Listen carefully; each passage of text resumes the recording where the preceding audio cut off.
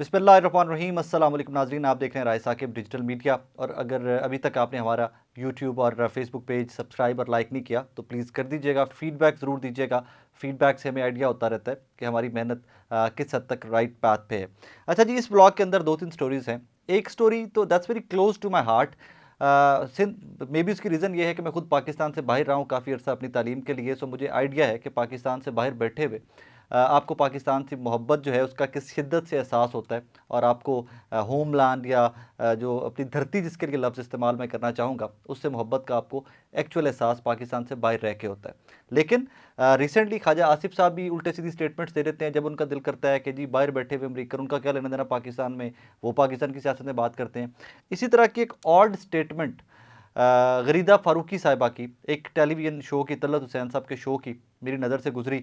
मैं अपनी इंडस्ट्री के लोगों के ऊपर बहुत कम कोशिश करता हूं कि मैं खुल के तनकीद करूं इनके ऊपर। लेकिन बदकिस्मती की बात यह है कि अगर हम पॉलिटिशियंस के ऊपर तनकीद करते हैं, उनके गलत को गलत कहते हैं, अगर अपनी ज़ात की गलती को खुद एडमिट करते हैं कि हम गलत हैं, तो फिर हमें ये हक भी हासिल है कि हमारा कोई सीनियर हो, हमारा कोई जूनियर हो, कोई खातून हो, कोई मर्द हो, वो गलत बात करें तो कम अज़ कम we should call them out.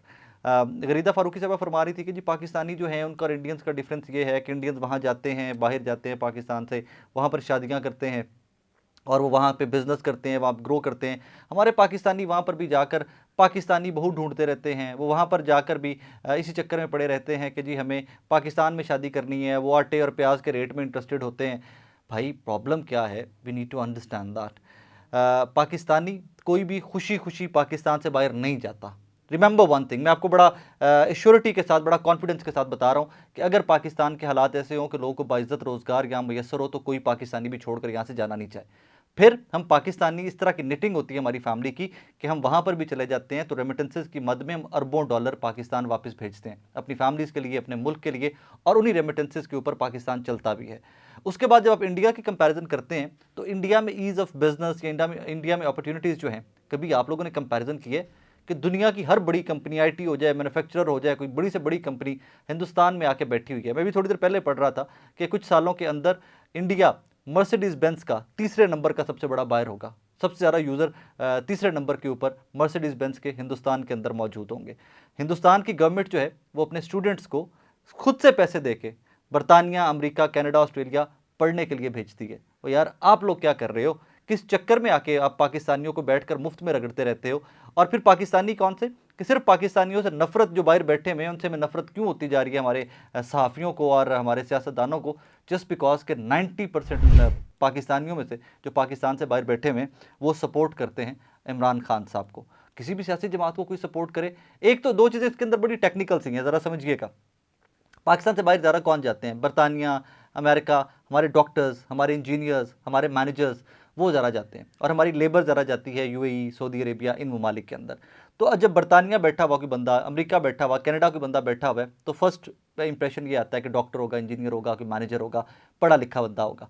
और यही प्रॉब्लम है कि सारे पढ़े लिखा जो तबका था पाकिस्तान का, अभी रिसेंटली जो सर्वेज भी आए उसके अंदर भी आपने देखा कि पढ़े लिखे लोगों ने इमरान खान और पीटीआई को वोट किया।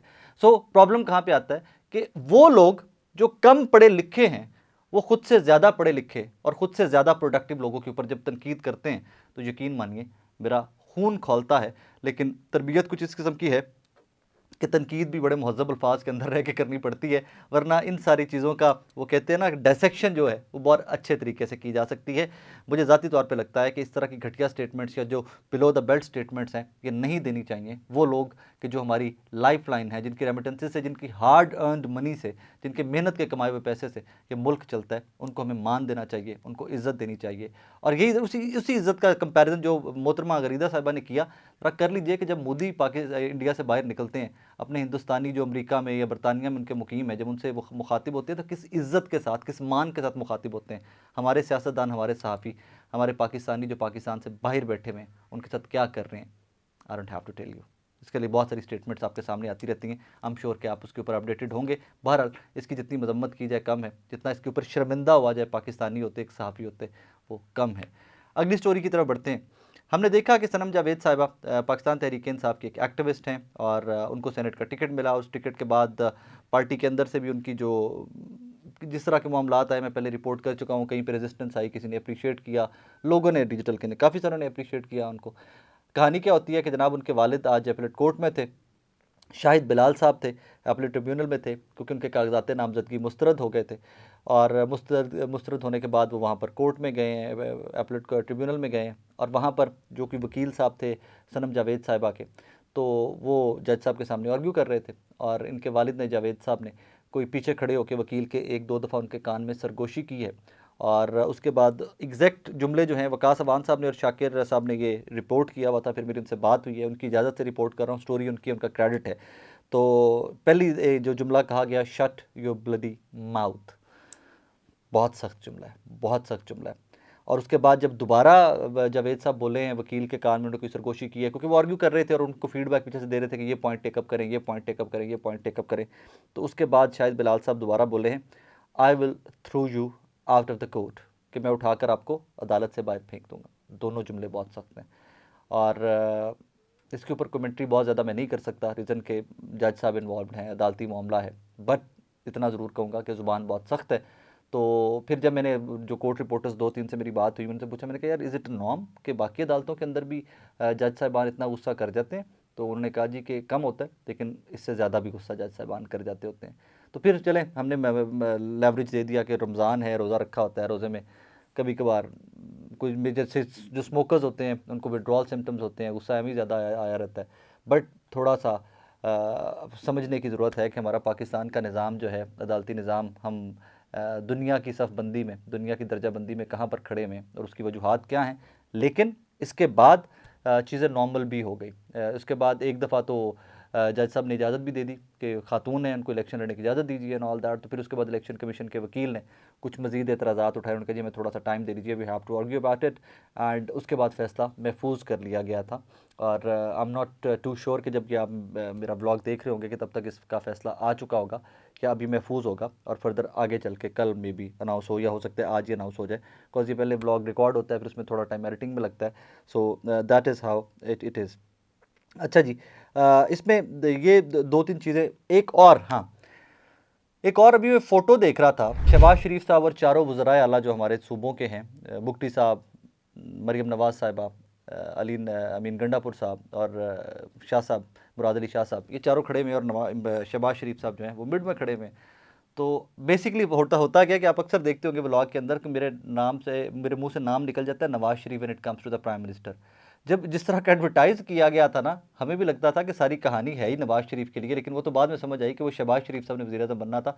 सो यही अभी तक मेंटली में जो मुझे लगता है कि जब भी नवाज शरीफ या प्राइम मिनिस्टर की बात करते हैं नून लीग की, तो नवाज शरीफ साहब का ही नाम निकलता है, हालांकि प्राइम मिनिस्टर तो शहबाज शरीफ साहब है। तो वो एक फ़ोटो शहबाज शरीफ साहब के साथ चारों वज़राए आला की देखी, उसके ऊपर तनकीद भी आ रही है कि जी फिर अली अमीन गंडापुर जो है वो शहबाज शरीफ साहब से मिलने चले गए।